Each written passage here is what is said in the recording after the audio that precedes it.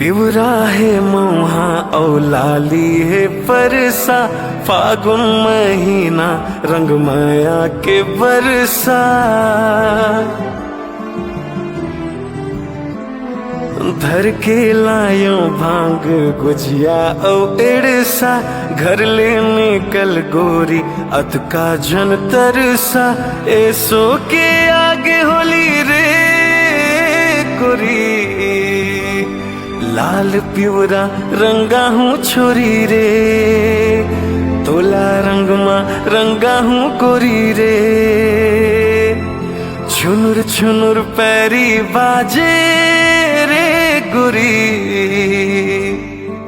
जेरा में चले छुरी रे,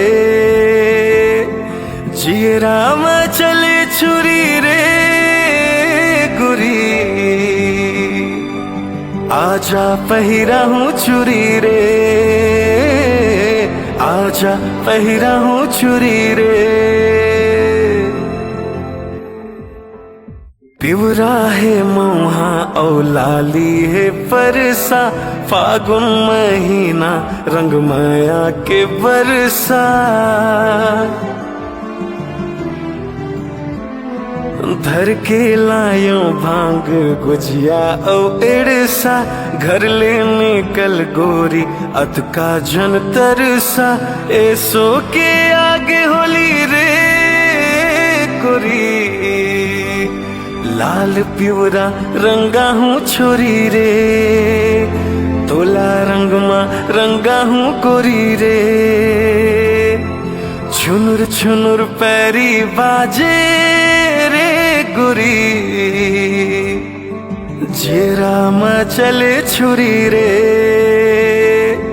जेरा में चले छुरी रे गोरी। आजा पहिरा हूँ चुरी रे, आजा पहिरा हूँ चुरी रे। पिवरा है मऊहा औ लाली है परसा, फागुन महीना रंग माया के बरसा।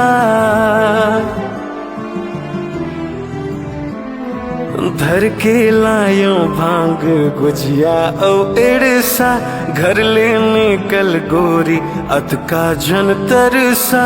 ऐसो के आगे होली रे गोरी, लाल पिवरा रंगा हूँ छोरी रे, तोला रंग माँ रंगा हूँ गोरी रे। छुनुर छुनुर पैरी बाजे रे गोरी, जेरा में चले छुरी रे,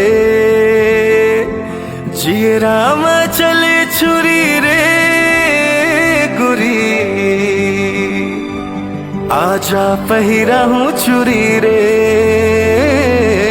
आजा पहिरा हूँ चुरी रे।